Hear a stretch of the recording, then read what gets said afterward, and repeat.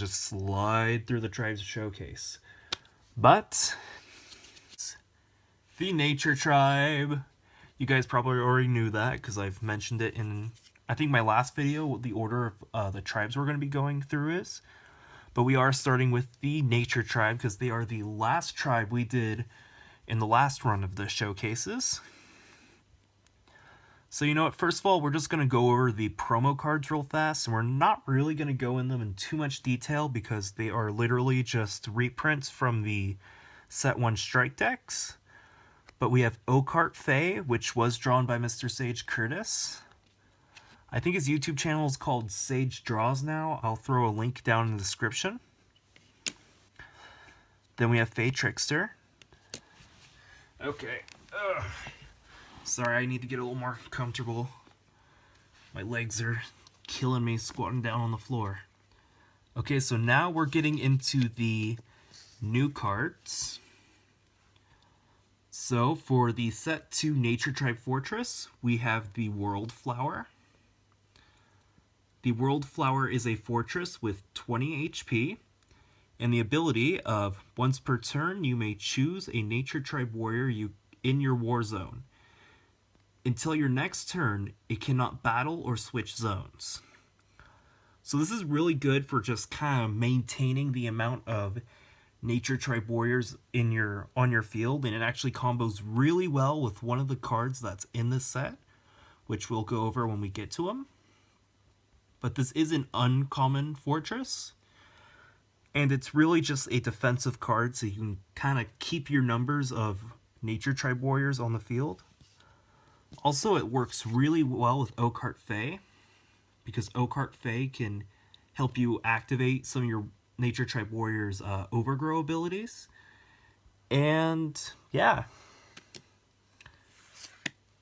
Then for the spell, for the Nature Tribe spell, we have Mass Hatching, which is if you control no warriors, then you may deploy up to 2 rank 0 Nature Tribe warriors from your hand to your war zone. This card actually combos really well with Unexpected Growth from Set 1, which basically allowed you to add 2 rank 0s from your deck to your hand. This is a really good opening card and just kind of helps Nature Tribe swarm the field really fast. Next card we have is Final Ration, which is the Nature Tribe Spell Rune. It is a rare, and is a spell rune with 1 durability. And the ability is, when a Nature Tribe warrior you control would be killed, you may destroy this spell rune instead. Sorry, I'm running out of breath. Whew. Okay. So basically, this card is really good for like preserving your really powerful Nature Tribe warriors. Or it's even really good if you have, so like, say you have, so pretend the Oakheart Fae here has 3 power, and you have this Fae Trickster, and Final Ration in play. So you can attack these guys, and normally they would trade, and they would both die. With Final Ration, you can just literally just pop it and protect your Fae Trickster, which is a really awesome ability and really just helps you protect your big, powerful Nature Tribe warriors. Next, we have Cherry Berry. It is a common, rank 0 with 2 power, with no ability. Nature Tribe, since they revolve around just swarming the field and kind of beating down your opponent, they are the only tribe to have 2 vanillas. Or they only have 2, or the only ones who have 2 rank 0 vanillas. All the other tribes only have 1 set of vanillas. So, yeah, it's just a good card overall. And also, if you don't feel like running bacon in your deck because for some reason you don't like pigs or you don't like bacon, which I don't think I've heard anyone say before, you can just run some cherry berries instead. They're delicious. Their flavor text is, once the rebellion started, Warbeast and his army started to mass grow this powerful yet delicious warrior. Our next card is Rabaladin. It is a rank 0 with 1 power, and it has the ability of Unity. At the start of your turn, if you control 3 or more Nature Tribe warriors, not including this one, then this warrior's power becomes 3 until end of turn. So if you're able to properly swarm the field, then Rabaladin can become strong enough to kill a rank 2 warrior. Normally when a rank 0 gets 3 power, they can't battle like rank 2 warriors, like cards like Bullseye can't do it, and there's two new rank 0s with 3 powers in this set. None of them belong to the Nature Tribe, because Nature Tribe has just too easy access to rank 0s in order for an effect like that to be balanced. But yeah, that's Rabaladin. It's a really good card if you can swarm the field. Next we have Toxic Locust. You guys might be able to tell that there are a lot of Nature Tribe, or some Nature Tribe cards in this set have this symbol on them. That means they're a part of Kilroot's Rebellion. And a lot of them have kind of like dirty effects. Oh, everything's shaking, okay.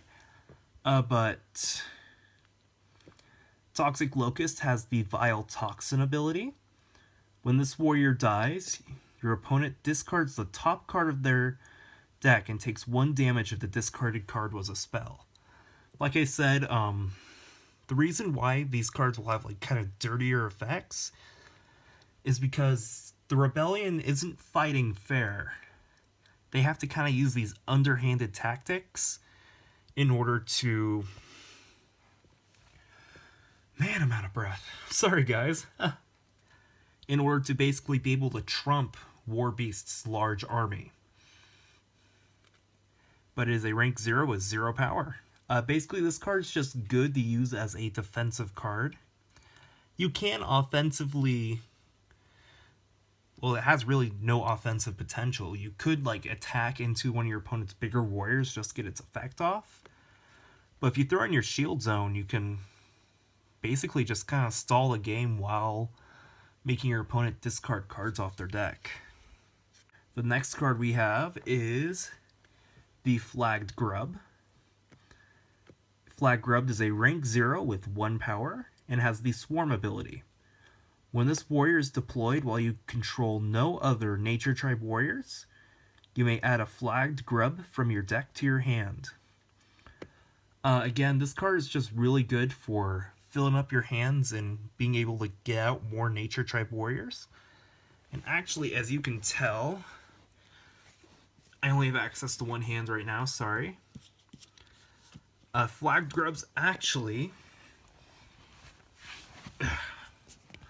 on the cover of Mass Hatching. It's actually a card that combos really well with Mass Hatching. But you see, like, he's right there. Like I said in my last videos, I love throwing warriors into the arts of these spells, because I feel like it makes it feel like it's a part of the same universe. It goes off really nice, because if you play Flagged Grub, and you get another one in your hand, that means you'll always have a rank 0 in your hand when you play him, as long as it's like the first turn of the game or something else. Like I said, you'll have that extra rank 0 in your hand, making it more likely you can get off Mass Hatching's ability if your opponent like wipes your field or anything like that. Next card we have is Psyhail. This is like this kind of like weather trio is the only real archetype that the Nature Tribe has, but which I kind of want to change, but I'm not sure how to change it quite yet. But Psyhail is a rank 1 with 1 power and has the Hail Down ability. And it says that if you control a Stormike, you may kill this warrior. If you do, all warriors in your opponent's shield zone lose 1 power until end of turn. So basically, you can combo this card off with Stormike to basically just weaken your opponent's field. And we have a Roly-Poly. Roly Poly is a rank 1 with 2 power, and it has the cousin ability. I've already gone over this in my Rulings 101 video, but I'm going to say the ability anyways. And that is, I'll link to the Rulings 101 video in the description.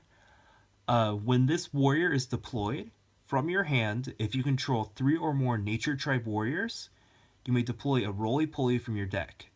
This card is treated as being from the same tribe as all other Roly Polies that you control. Again, Roly Polies, basically they just revolve around you having a lot of Roly Polies from different tribes on the field. And it's one of the more unique cards that's in the game right now. Then I think this is the final common. Yeah, it's the final common. And that is Hula Nuts. This is just like a goofy card I made. But it is a rank 2 with 2 power, and it has the dance ability. When this warrior is deployed, while your opponent controls more warriors than you, then you may deploy a Hula Nut from your deck. Hula Nuts cannot attack on the same turn that the dance ability was used. This is a really good card for swarming the field. Even though Hula Nuts aren't really that powerful, you can get out a lot of them really quickly, which makes them pretty powerful. And the thing is you can actually even deploy Hula Nut. Like, say you deployed a Hula Nut into your war zone.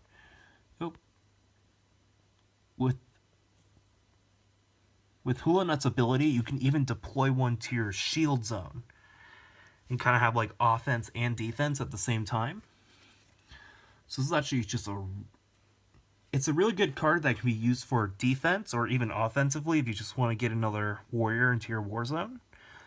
And again, it swarms the field, which is very important for the Nature Tribe because they have a lot of abilities that go off with you swarming the field.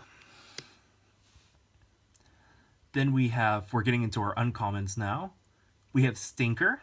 It is a rank 1 with 1 power and has the Stink ability. And the Stink ability says that any warrior that attacks and kills this warrior loses 1 power. Basically, you can just throw this in your shield zone to start weakening your opponent's really powerful creatures. It's purely defensive, but it's actually a pretty good defensive card. Next, we have Platynite. It is a rank 1 with 2 power and has the Loyalty ability. When this warrior is deployed, choose another Nature Tribe warrior you control. When the chosen warrior would be killed, you may kill this warrior instead. A lot of the Nature Tribe cards in Set 2 are very defensive. Set 1 had basically all your really aggressive cards. In Set 2, they're a little more defensive because, well, that's actually kind of what they were tended to be aggressive and defensive. But, like, again, Platynite's another one of the defensive cards, and a really good defensive card at that. Because it kind of creates a pseudo-defense. Like, say you have what's a good example? Say you really want to keep this Fey Trickster around.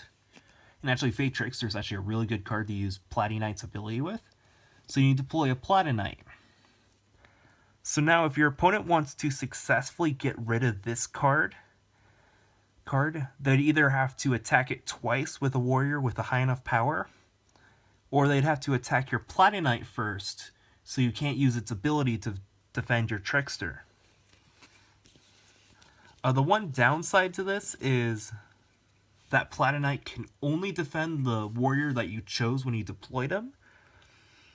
So you already have to have the warrior on the field, but to be honest with you, when you're running a Nature Tribe deck, you usually always have a warrior on the field, so having a target is not a problem. Then our next card is Nibblethorn. And you know what? I actually kind of want to show you something.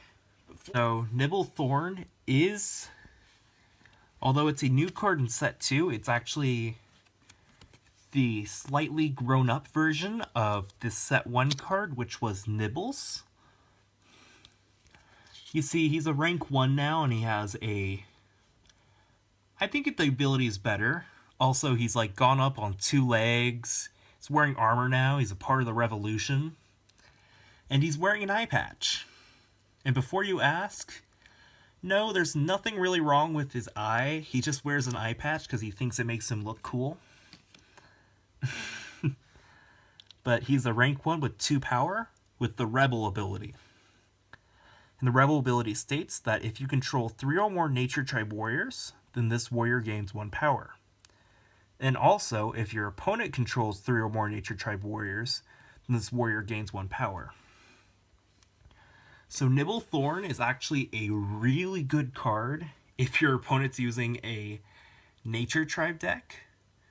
Because even if you don't control 3 or more Nature Tribe warriors, and if they do, then his power becomes 3.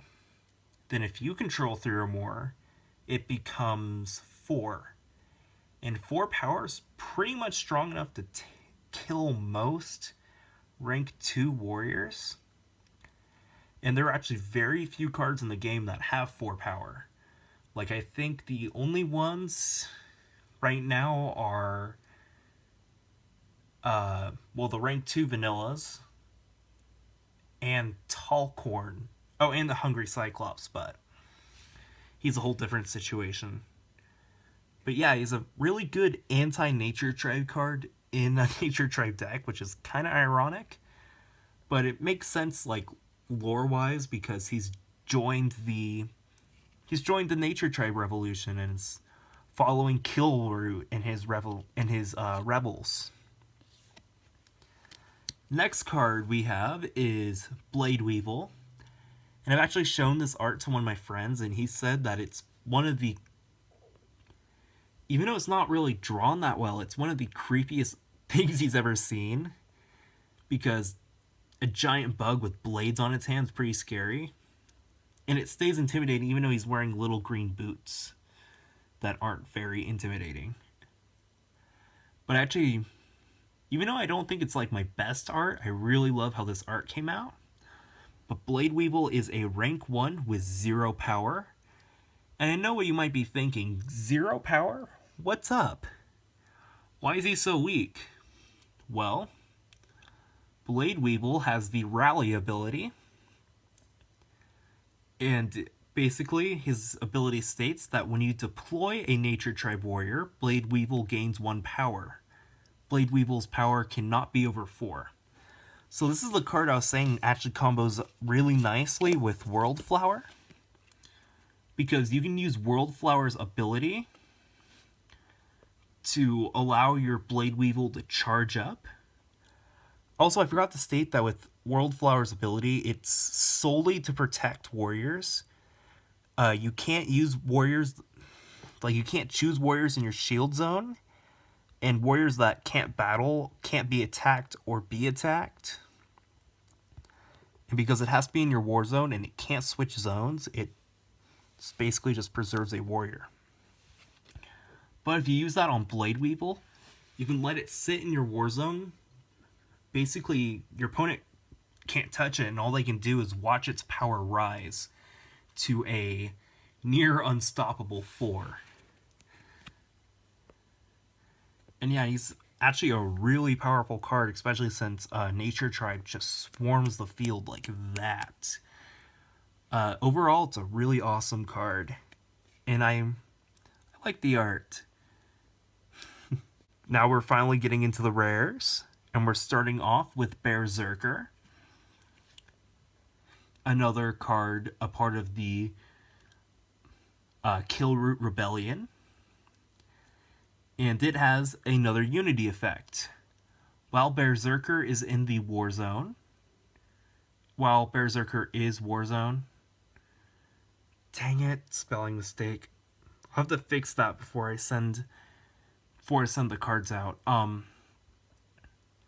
But basically, while Berserker is in your war zone, if you control 3 or more Nature Tribe warriors, then this card cannot be killed. It's a really nice defensive effect. And also it can be offensive, like, say you have a Berserker and your opponent has an Occart Fae. you have 3 or more warriors in your war zone, and you control 3 or more Nature Tribe warriors, then Berserker can just run over Oakheart Fey and not lose. Essentially, he becomes unkillable until your opponent whittles down your Nature Tribe warriors, but also kind of a cool combo I just kind of thought of. If you have 3 Berserkers, then they'll be infinitely immortal as long as they're in the war zone. Again, to make this ability not super broken, I have to make it so it only applies while he's in the war zone. Because if you have 3 Berserkers in the shield zone, then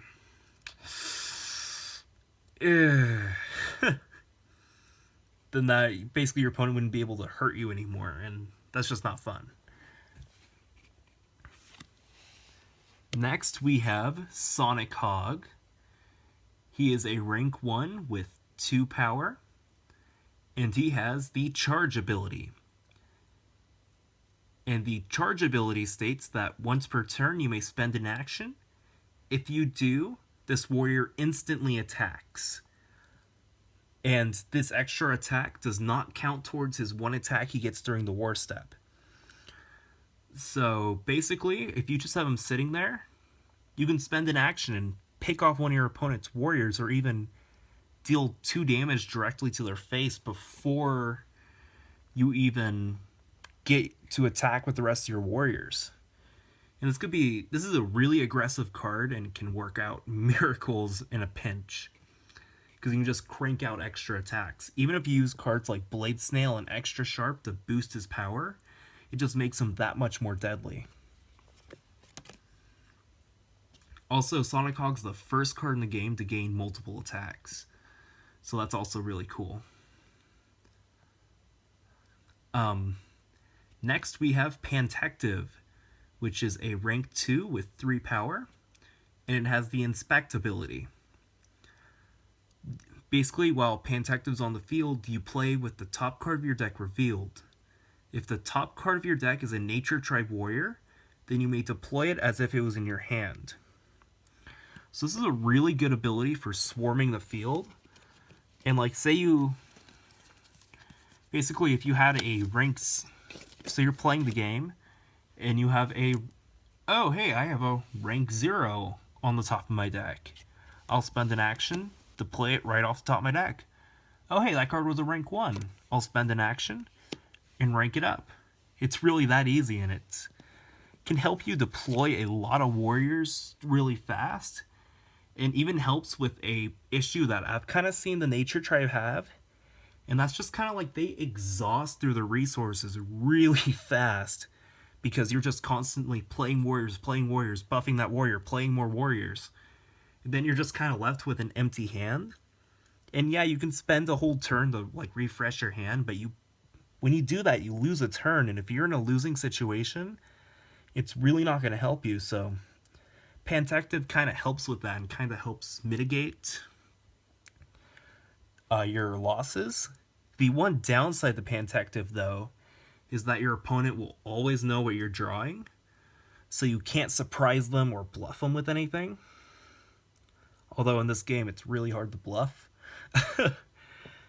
But yeah, that's Pantective, and I actually can't believe it took me this long to put a panda in the game, because pandas are my favorite animal. And our final card, of course, is Kilroot himself, the leader of the rebellion. Kilroot is a rank 2 with 3 power, with the Vile Toxin ability. In Vile Toxin, well, Kilroot's Vile Toxin is different than Toxic Locusts, because his Vile Toxin states that whenever this warrior deals damage to your opponent discards the top 3 cards of their deck, and takes 1 damage for every spell discarded this way. So Kilroot, he's a very toxic creature, and on top of deck destruction, he can actually deal a pretty sizable amount of damage. Because if you attack with Kilroot, best case scenario, you deal, in addition to his base 3 power, you deal an extra 3 damage.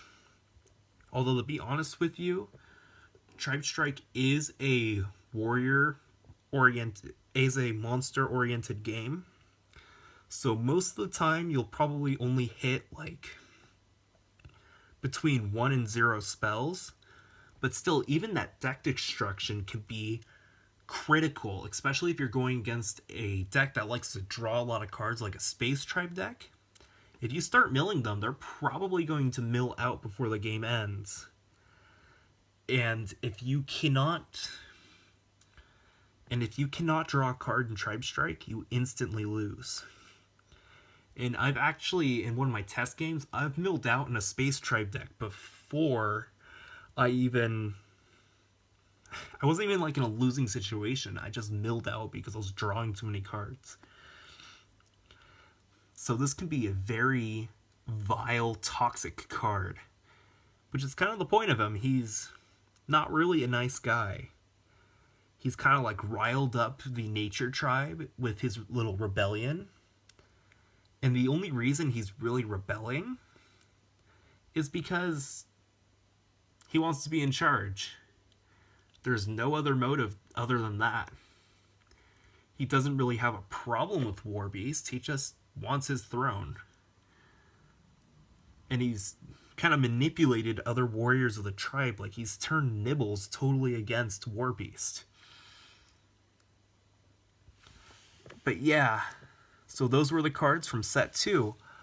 Set 2 for the Nature, Legend, and Space, they only have 15 warriors, a spell and a spell rune, and a fortress. That's excluding, of course, promo cards. The Legend Tribe also has 2 promo cards. Space Tribe has 3, but like you saw in my pack opening video, it's literally just a Quantimer alternate art. But yeah, so guys, if you guys want, you can throw down a comment saying which card from set 2 is your favorite for the Nature Tribe.